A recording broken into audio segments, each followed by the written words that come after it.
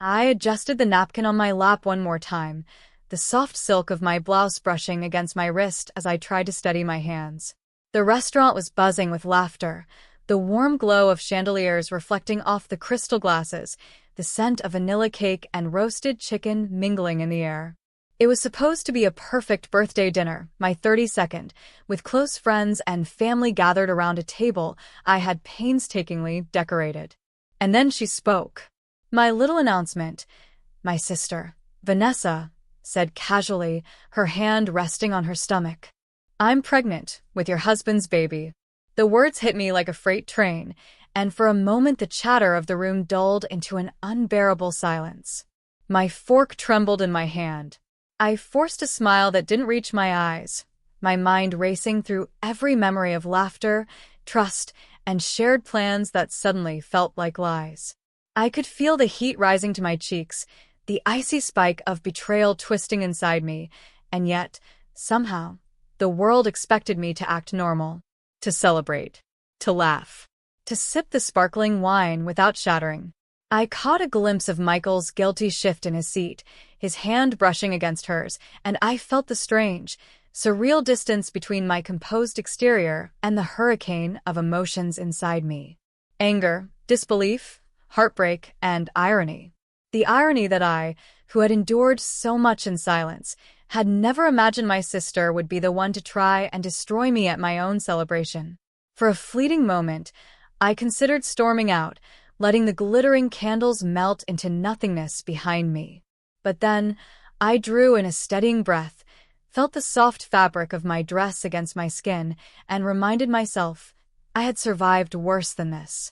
And I would survive this too. I remember the way my hands shook that night, trembling against the steering wheel as I drove away from the house I had called home for 20 years. The argument still played in my mind like a broken record. You'll never make it on your own, Lily, my mother had snapped, her voice sharp with disapproval. Why do you even try? You're just like your father, dreaming too much, expecting too much. I had wanted to scream, to tell her that I was not my father, that I was stronger, smarter, more capable than she would ever admit. But the lump in my throat swallowed my words, and all that came out was a stifled sob I buried behind my hand.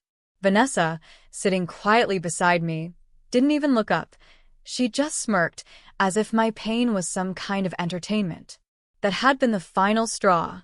In that moment, I realized I couldn't stay. I couldn't keep bending to their expectations, their judgments, their casual cruelty. I packed what little I owned, grabbed a faded leather journal my grandmother had given me years ago, her words scribbled in careful, looping handwriting. Never let anyone dim the light you were born to shine. Keep your dreams close, and let your heart guide your hands. And I stepped into the night, uncertain, scared, but determined. The first few months were brutal. I lived in a tiny apartment that smelled of paint and cleaning solution, worked long hours at jobs that barely paid the bills, and often cried myself to sleep. I questioned my decisions, my strength, my worth. But each morning, I held onto that journal, tracing her advice with my fingers, repeating her words until they became a mantra. I learned to cook for myself, manage my money, and navigate the lonely streets of a city that felt too big, too indifferent. And slowly, imperceptibly at first, I began to reclaim myself. Each small act of independence, a pay raise, a new client, a compliment from someone who saw my potential, was a tiny victory. Vanessa's teasing and my mother's dismissals became background noise, distant echoes that no longer dictated my life. I was no longer a girl waiting for validation.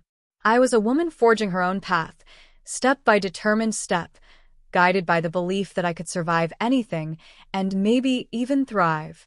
That night, leaving everything familiar behind, I didn't just step out of a house. I stepped into my own power. The first real breakthrough came when I met Claire Donovan, a seasoned marketing executive who saw something in me that even I had doubted. I was 24, exhausted from juggling 3 jobs and still barely scraping by, when she offered me an internship at her boutique firm. "You've got fire in your eyes," she had said, leaning back in her high-backed leather chair. "Don't let anyone snuff it out." I swallowed my pride, nodded, and threw myself into the work like it was oxygen.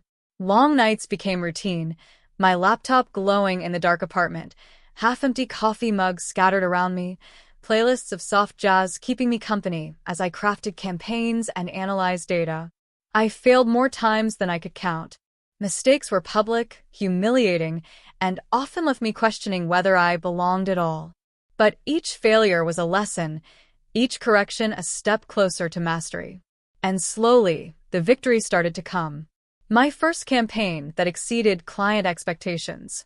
My first paycheck that made me realize I was financially independent for the first time in my life. The first time a client called just to say, "You really get it, Lily. You're different." Those moments, small and fleeting, felt monumental. They reminded me that I was building something lasting, something that was mine, entirely mine. I learned to balance discretion with ambition.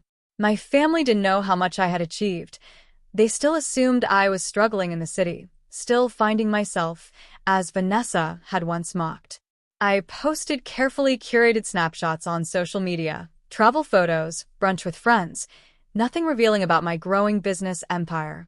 I wanted them to think I was surviving, not thriving, and part of me relished holding that secret power. By the time I turned 30, I owned my own boutique consulting agency. The office smelled of fresh paint and leather-bound books, the walls adorned with modern art I had picked myself, each piece a silent testament to my journey. I had teams working under me, clients that respected my expertise, and a reputation for turning impossible projects into triumphs. All the while, the memory of my grandmother's words stayed with me. Every time self-doubt crept in, every time someone tried to belittle me, I traced the embossed letters in my journal. Keep your dreams close, and let your heart guide your hands. I had done exactly that. And now, sitting at the edge of my own empire, I realized I wasn't just surviving anymore, I was untouchable. But no matter how high I climbed, I never forgot the sting of betrayal, the heartbreak that Vanessa and my family had inflicted. I kept that memory close, not as poison, but as fuel. Because someday, when the time was right, they would finally see the woman I had become. And they would understand that power doesn't always roar. It often waits quietly, gathering strength. The restaurant felt smaller somehow, the air heavier, as Vanessa's smug smile lingered on her lips. Michael's hand rested just a little too close to hers, the warmth I once trusted now a foreign and infuriating sensation. My guests chatted obliviously, but I felt every inch of tension, every silent expectation hanging in the room. I set down my fork, letting the clink against my plate echo just enough to draw attention. "Well," I said, voice smooth but deliberate, "I suppose some truths are better shared face to face." Vanessa's smirk faltered. Michael's brow furrowed. And the room grew quieter, as if sensing the storm about to break. I stood and straightened my dress, feeling the soft silk hug my figure and grounding myself in the poise I had spent years cultivating. "You know," I continued, "it's interesting that everyone here seems to think they know everything about me. That somehow you can predict my life, my choices, my future." I let a faint smile play across my lips, letting the weight of anticipation hang in the air. I gestured toward the large leather-bound portfolio on the table beside me, one I had intentionally left open with documents, graphs, and reports subtly visible. "For those who are curious," I said lightly, "this is the consulting firm I own." "Yes," I said, "own. Not manage, not assist, own. Our client list includes international brands, my team is top tier, and my agency's revenue has tripled in the past year. Everything I've done myself." Vanessa's mouth opened slightly, then closed again, disbelief flickering across her face. Michael's hand froze mid-reach, his smug composure evaporating. I paused, letting the silence settle, letting them digest the truth that I was not the fragile, dependent woman they assumed. I walked slowly around the table, making eye contact with each guest, each family member. I imagine many of you thought my life was small, limited, even a little sad. That assumption would be understandable, given what you've seen me endure. But life has a way of surprising you, doesn't it? I let the words hang, tasting the irony, the delicious satisfaction of control reclaimed. Vanessa's lips trembled, her smugness gone, replaced by the sharp sting of reality. Michael's face had gone pale, the confidence he carried like armor now stripped away. "I am successful, independent, and entirely unshakable," I said, my voice low and steady. "And as for the personal betrayal that was announced tonight, it's a mistake that, unfortunately for you, doesn't define me. It only defines your own lack of judgment and respect." I returned to my seat, letting my chair scrape softly against the floor, my posture flawless, my gaze unwavering. The table felt electric, charged with tension, disbelief, and, slowly, the dawning recognition of power. Vanessa's jaw tightened. Michael avoided my eyes. For the first time that evening, I wasn't the one being exposed. I was the one in control. As dessert was brought out, the murmurs of astonishment floated around me. Some guests whispered admiration, others, barely concealing their shock. But I didn't care about their opinions. I had survived, I had thrived, and now I had turned the tables. The twist wasn't just that I had succeeded, it was that I had done it on my own terms, and tonight everyone in that room would finally see it. I took a slow sip of my wine, letting the rich taste anchor me, while Vanessa's gaze flitted nervously across the table. Michael fidgeted beside her, suddenly aware that the balance of power had shifted completely. For years, I had endured humiliation, betrayal, and doubt, but now I had the upper hand. And with it came clarity. I would decide the terms, and no one would take me for granted again. "I want to be very clear," I began, my tone calm but firm. "I am not vindictive, but I am decisive. Certain things need to change before any of our relationships can continue as they once did." Vanessa's eyes widened, panic mingling with resentment. Michael swallowed hard, sensing the gravity in my voice. "First," I said, "Vanessa, you will take responsibility for your choices. This includes acknowledging the harm you've caused and committing to respect boundaries moving forward.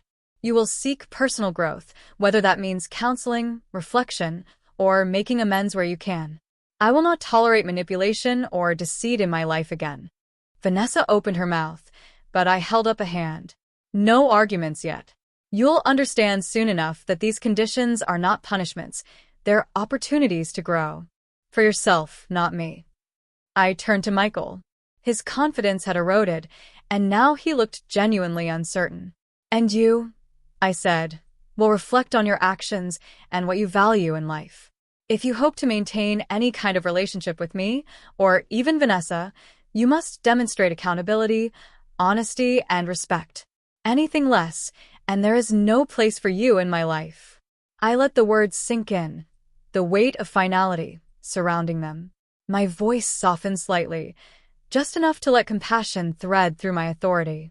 "I'm giving you both a chance, not for my benefit, but for yours. Growth, integrity, and self-awareness are what separate those who thrive from those who merely survive. Consider this your opportunity to become better people, or choose otherwise. The choice is yours." The room felt still, charged with tension, yet also with a strange sense of hope. My guests watched, unsure whether to interject or simply bear witness.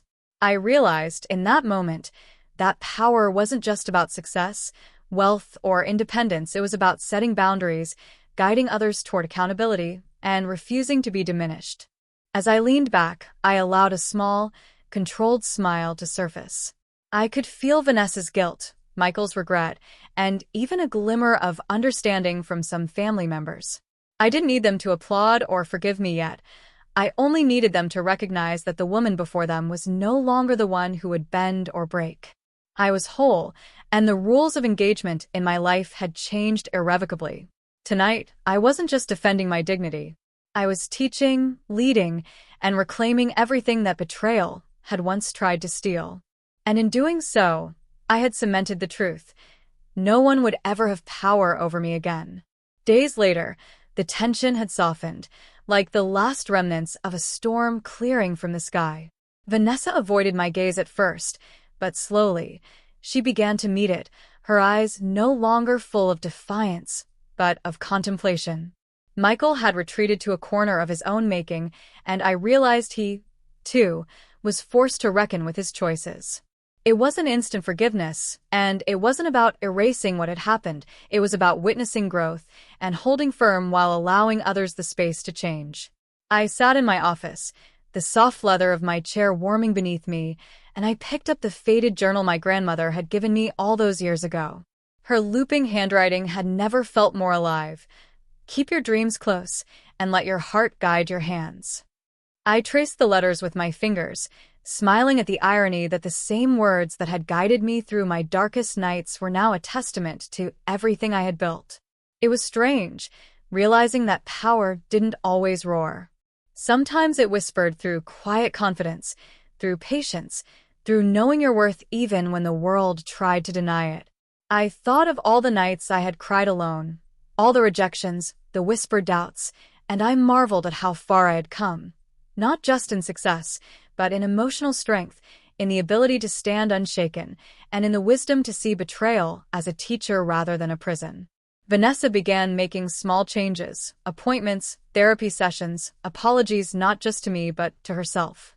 Michael, humbled, saw clarity in the choices he had made and worked to repair what he could without expecting absolution. And I watched quietly, proud but unyielding, knowing that my love for them, or lack thereof, would never compromise my boundaries again. That evening, as the sun dipped beneath the city skyline and the office lights cast a warm glow over the floor-to-ceiling windows, I allowed myself to pause. I had survived deceit, heartbreak, and doubt. I had thrived when no one expected me to. And I had reclaimed my life with elegance, strength, and grace. Closing the journal, I whispered to myself, a soft, firm affirmation. I am whole. I am unstoppable. And I answer only to myself. The journey had been painful, yes, but it had also been beautiful, a testament to resilience, intelligence, and the quiet power that comes from knowing your worth. And in that moment, I realized something undeniable. No one could ever take my light from me again.